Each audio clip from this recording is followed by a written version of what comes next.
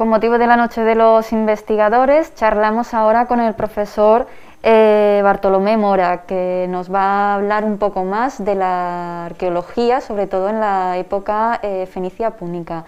Profesor Mora, ¿cuándo se funda la ciudad fenicia de Malaca? Hola, Inma.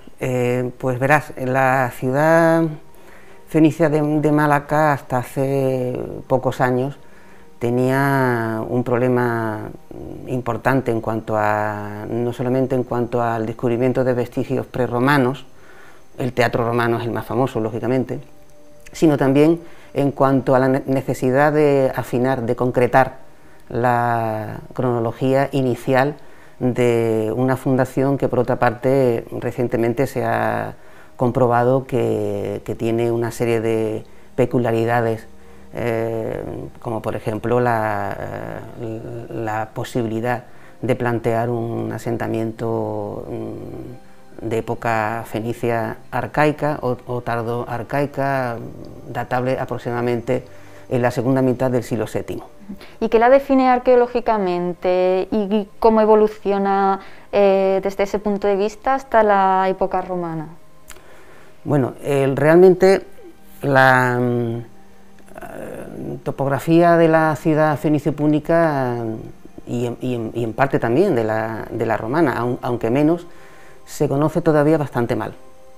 Gracias a recientes investigaciones en el Museo Picasso, en Calle Cister III, en el Teatro Romano, ya son más antiguas, pues se han podido ir aclarando algunos aspectos, como les decía, de una topografía muy compleja, tanto desde un punto de vista, digamos, geoarqueológico, como también en la documentación de zonas de hábitat, que es plurinuclear o disperso, es decir, hay una concentración en el entorno de la Alcázar Catedral y luego también hay indicios serios de otro contexto, ¿no?, de poblamiento en el entorno del río Guadalmedina. Entonces, vestigios suficientes para conocer en detalle la evolución de la ciudad, lamentablemente todavía no, por eso es muy importante el trabajo de excavación en solares que perfectamente pueden tener garantías de obtener resultados evidentes, como, insisto, ya sucedió en el entorno del Museo Picasso. ¿Y la ciudad fenicia de Málaga fue consecuencia del abandono y del traslado de población del Cerro del Villar? Pues no. Realmente desde hacía ya bastante tiempo se conocían por hallazgos descontextualizados. Es decir, que un material antiguo se puede encontrar, por ejemplo, en la ladera del Alcazaba o en excavaciones del Teatro Romano, pero en niveles posteriores, y ese material ya daba una cronología temprana. Pero lo importante es encontrar esos materiales, cerámicas fundamentalmente, bien datadas, en contextos de habitación, de necrópolis, zonas industriales, y estos recientes hallazgos lo que han puesto de manifiesto es que, al menos desde la segunda mitad del siglo VII, Málaga, la Málaga, digamos, urbana que conocemos, ya era un asentamiento fenicio.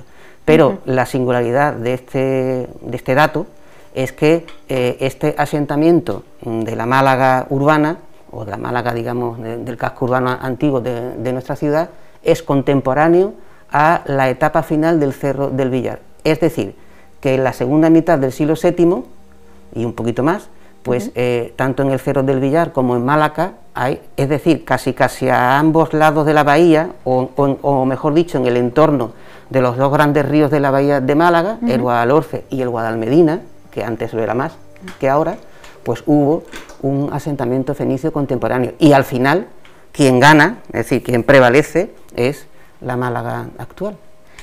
Uno de los hitos más importantes de esta época fue la fabricación de moneda, ¿no?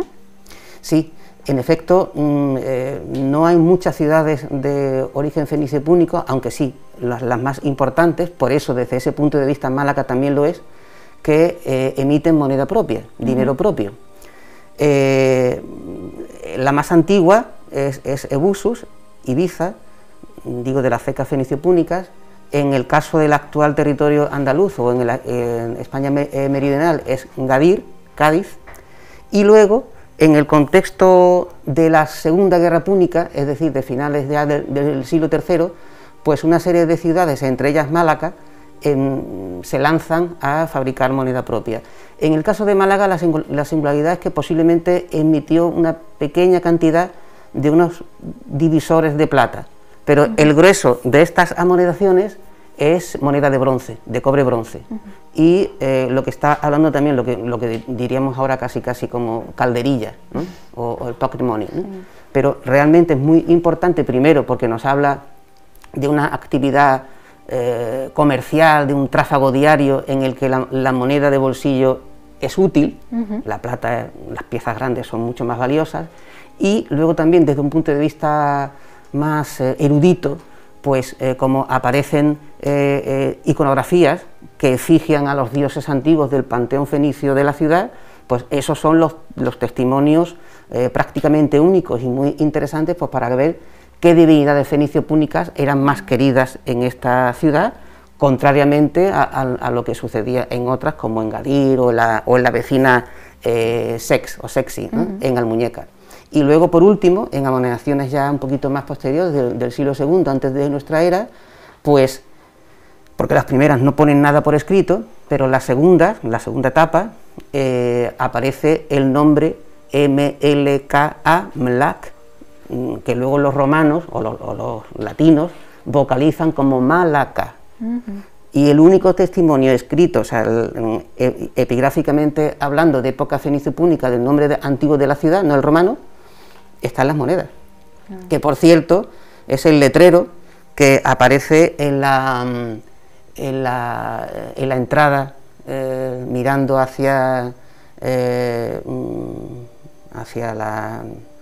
la rotonda esta de la antigua fuente, ¿no? de las Tres Gracias. Hay una inscripción en bronce, en verdoso, con esas tres letritas, cuatro mejor dicho, y están extraídas de las monedas. Bueno, en verdad de un libro, de un prócer malagueño muy importante del siglo XIX, que fue don Manuel Rodríguez de Berlanga. Entonces, en un trabajo que publicó sobre los monumentos de la ciudad, incorporaba como uno muy destacado precisamente las inscripciones monetales de esta importante ceca, muy querida para mí. ¿Y podríamos decir entonces que Málaga era una ciudad cosmopolita? Sí, en realidad, y casi como podríamos llevarlo, no a nuestros días, que el mundo es muy diferente, pero hasta hace pocos siglos, pues Málaga, en época romana, en época islámica, en época ya cristiana, tras la conquista, en época moderna, el puerto de Málaga, de Málaga, ha sido, y sigue siendo, pero ha sido un punto estratégicamente muy importante, no solamente por el contexto, ¿no? de esa ruta atlántica de ida o de vuelta, sino porque también, y lo conocemos por el Melillero, pues la ciudad de Málaga tiene una particular proyección hacia el lado sur del mar de Alborán, y una prueba de ello es la importante ciudad de Rusadir, que es la actual Melilla, que fue también una ciudad fenicio-púnica de relevancia en ese contexto del norte de África. Entonces, claro, Málaga, pues Málaga en este caso sí debió jugar un papel muy importante que indirectamente se reconoce a través de la documentación arqueológica. Hay algunas fuentes que nos hablan de esa proximidad y de esas relaciones, pero evidentemente la contextualización y la valoración más precisa, pues tiene que venir, como es obvio, por la información que nos ofrecen las excavaciones arqueológicas o el estudio de materiales antiguos depositados en los museos, en los melillenses y los malagueños en este caso. Muchísimas gracias, profesor Mura, por acercarnos a los orígenes de de la ciudad a través de la arqueología, ¿no? Y darnos también esta visión un poco diferente, ¿no? De lo que tenemos en mente de lo que es un arqueólogo. Bien, yo si me lo permite, bueno, claro, ya que me he traído este souvenir, Osadakov, pues quería hacer una especie de apostilla indicando que, lógicamente, aunque hay trabajos interesantes desde un punto de vista histórico-arqueológico relacionados con la ciudad, la investigación arqueológica, la que enseñamos en las universidades, la que se practica en la arqueología urbana, evidentemente es muy diferente y hay una serie de elementos muy valiosos dentro de respetar también la tradición de los estudios arqueológicos, como es la vinculación con determinadas disciplinas científicas más de laboratorio, que se convierten en un pilar muy importante de la arqueología actual, como es la arqueometría.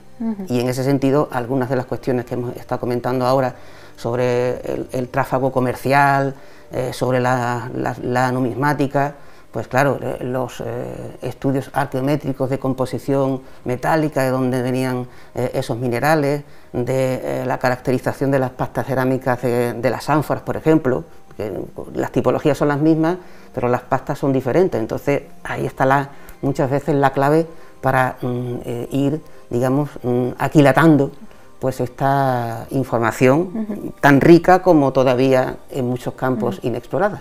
Queda todavía entonces mucho. Queda mucho trabajo. Muchas gracias, profesor Mora. A ti.